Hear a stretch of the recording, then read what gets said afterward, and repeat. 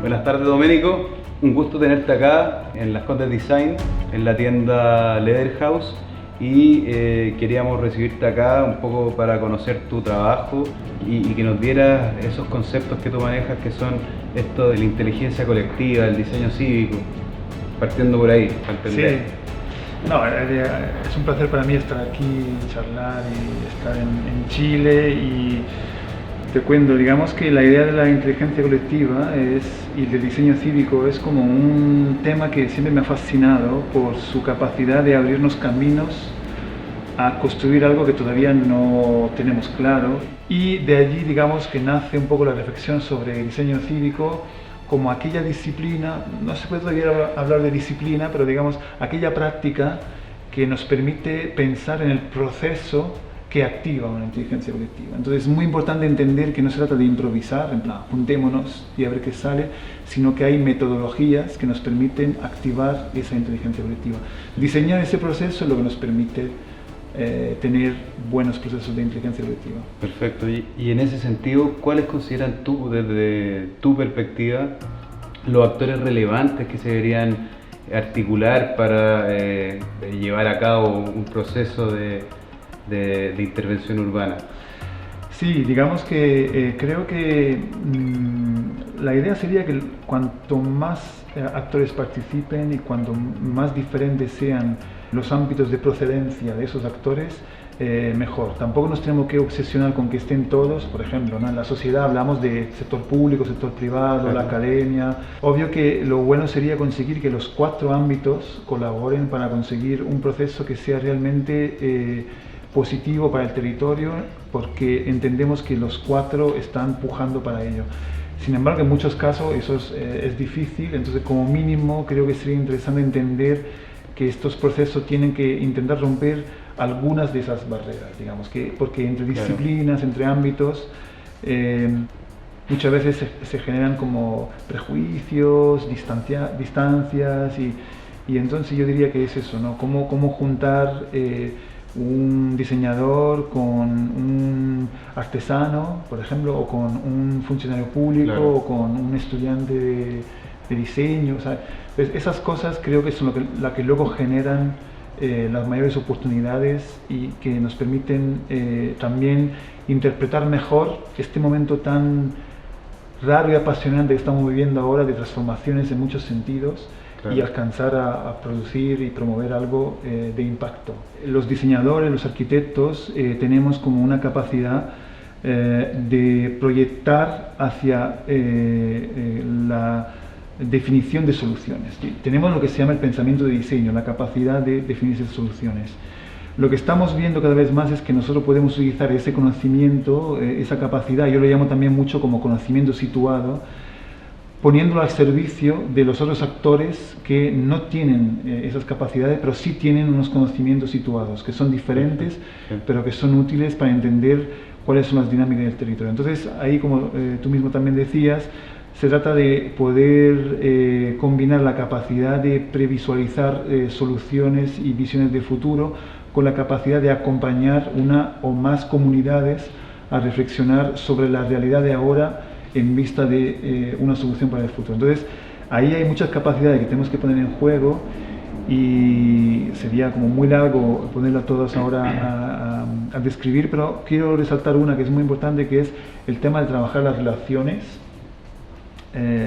trabajar lo humano es muy importante, porque a partir de ahí es cuando tenemos las condiciones necesarias para que podamos hacer todo lo otro. Es decir, que las condiciones humanas, digamos, la empatía, la predisposición a colaborar es la base para que podamos tener todo lo otro.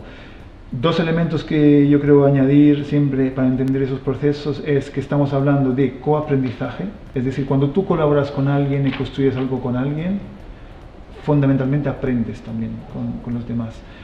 Y nosotros como facilitadores, si dejamos que los que participan también aprendan entre ellos, conseguimos que pasa algo que es muy difícil pero muy potente, que es que los procesos luego continúen una vez que nosotros ya hemos alcanzado una primera solución, una primera etapa. Y eso es fundamental para que no sigamos siempre siendo los que tienen que empujar o organizar, claro, sino que no.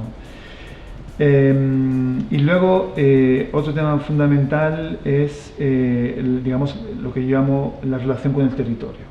Tenemos que aportar, eso es muy específico también de nuestro conocimiento situado, que yo digo, insisto, claro, en entender que las dinámicas, aunque entendemos que estamos hablando con las personas y hay que tener esa parte más humana, reflexionar sobre cómo eso está realmente anclado a un territorio como muy específico, no dejarnos en cosas como muy genéricas o generales.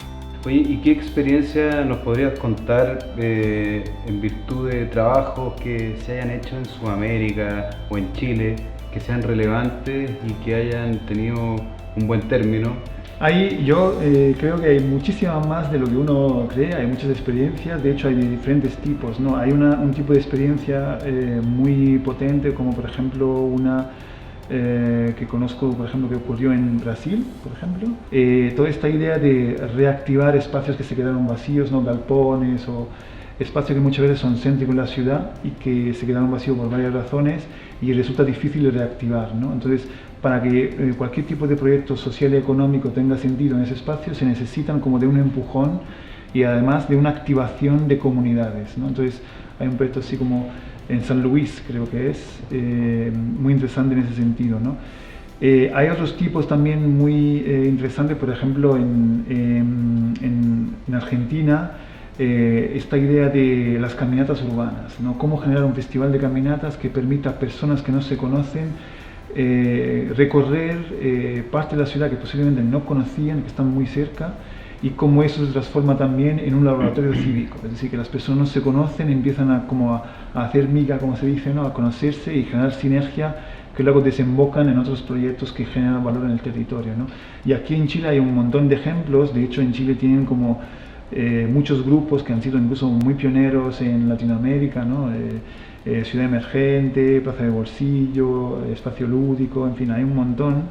Y hay intervenciones de diferentes tipos, ¿no? Son intervenciones que, o por un lado, digamos, intervienen directamente en el espacio público, transformándolo, introduciendo algunos elementos que son sí de bajo coste, pero que transforman la forma en que nosotros interpretamos y utilizamos ese espacio y entonces desenganchan para luego seguir con una visión estratégica de diseño urbano y de urbanismo que activa ese espacio público, ¿no? Hay ejemplos aquí en Santiago, pero podemos recordar incluso hace 2 años el primer encuentro latinoamericano de placemaking en Valparaíso, y digamos también hay como otras intervenciones también muy interesantes que tienen que ver con una cosa que para mí es fundamental: cómo incidir para hacer mover o cambiar los imaginarios. Una de las cuestiones que tiene que ver con el trabajo con las comunidades es no caer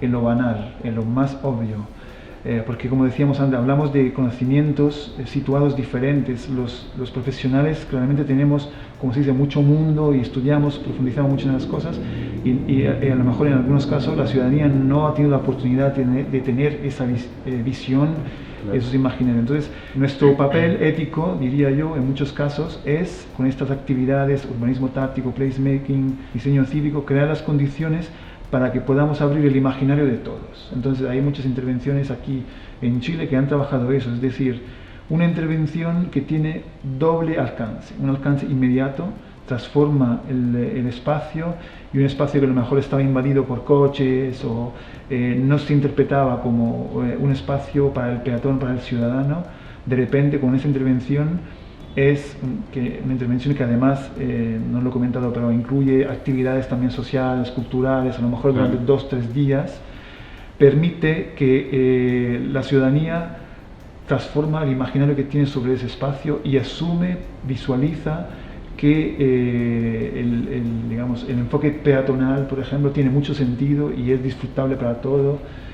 Y eso es un poco el tipo de actividades que la verdad que hay muchas aquí en Latinoamérica, repito, quizás más de lo que uno piensa. Perfecto. ¿Y cómo estas pequeñas intervenciones podrían salir de esta como acupuntura urbana que vamos haciendo y estos nodos se empiecen a articular y generar realmente una nueva ciudad, una nueva forma de habitar?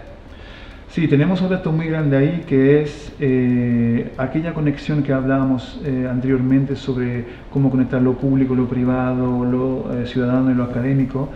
Es una conexión que bien entendemos en estas prácticas como muy específica, intervención en un espacio concreto, una plaza, una calle. Realmente lo que tenemos que trabajar, y es así que yo entiendo la innovación cívica, el diseño cívico, es en cómo generar puntos de conexiones entre esos cuatro como que van más allá de esas intervenciones. Entonces se trata de un trabajo cultural, de un trabajo académico, de un trabajo de construcción casi como de uno a uno, ¿no? De ir hablando y difundiendo. Entonces, cómo descubrir nuevas fórmulas que nos permiten generar esos lazos más allá de una intervención concreta. Y luego yo hablaría de un poco un enfoque ético, digamos. Nosotros como profesionales, como que tengamos esa vista ética de que entendamos que nuestras intervenciones a corto plazo tiene que tener también esa mirada a largo plazo, de manera que si alguno de los actores no lo está viendo, seamos por lo menos nosotros custodes de esa visión. Me parece una parte ética de nuestra profesión. El desafío. Leyendo tus papers, viendo tu trabajo, me llama la atención también cómo has ido acuñando ciertas definiciones que de repente pueden sonar extrañas, intervenciones de palabras, pero también hablan de nuevos espacios, hablan de nuevos elementos en la ciudad. ¿Cómo se podría definir lo que era conocido como el espacio público a estos espacios comunes? Digamos que en los últimos años hemos visto cómo la atención hacia el espacio público se ha ido incrementando, ¿no? Entonces eso es una muy buena noticia porque digamos que durante mucho tiempo estábamos casi como dejando como una batalla perdida casi, ¿no? Como que casi, por ejemplo, que el auto gana al espacio público o otras actividades, digamos, de alguna manera estamos perdiendo esa idea de que el espacio público es el articulador de lo que es la ciudad. Entonces, celebramos ese redescubrimiento del espacio público y a mí me gusta también hablar mucho de esta idea de los espacios comunes, un poco para siempre abrir esos imaginarios que comentábamos anteriormente. El espacio público, afortunadamente, ya cualquier ciudadano entiende, ¿no? Una plaza, una calle, un parque, pero realmente en la vida cotidiana tenemos muchos espacios que quizás no definimos como espacio público, pero que son espacios de intercambio, ¿no? Espacios en los que de alguna manera tengo la posibilidad de intercambiar, de comunicarme, de expresarme con personas que conozco o personas que no conozco, desconocidos. Muy importante la reflexión sobre cuáles son las oportunidades que existen en el territorio para que los desconocidos se encuentren y no haya desencuentro, digamos, de alguna manera, ¿no? El desencuentro en sí no tiene por qué ser un problema, pero porque pone en evidencia ciertos elementos que habría que cambiar, pero realmente en muchos casos estamos teniendo cada vez menos espacios donde las personas tienen la oportunidad de encontrarse para construir algo en común, que no sea simplemente un espacio ya definido donde sabemos qué es lo que vas a hacer, a trabajar, a hacer ocio, deporte, etc. Entonces el espacio común describe todos aquellos intersticios que existen en las viviendas, en la interacción entre el espacio público y el espacio privado, que realmente muchas veces son los más ricos. Lo voy a intentar explicar muy rápido.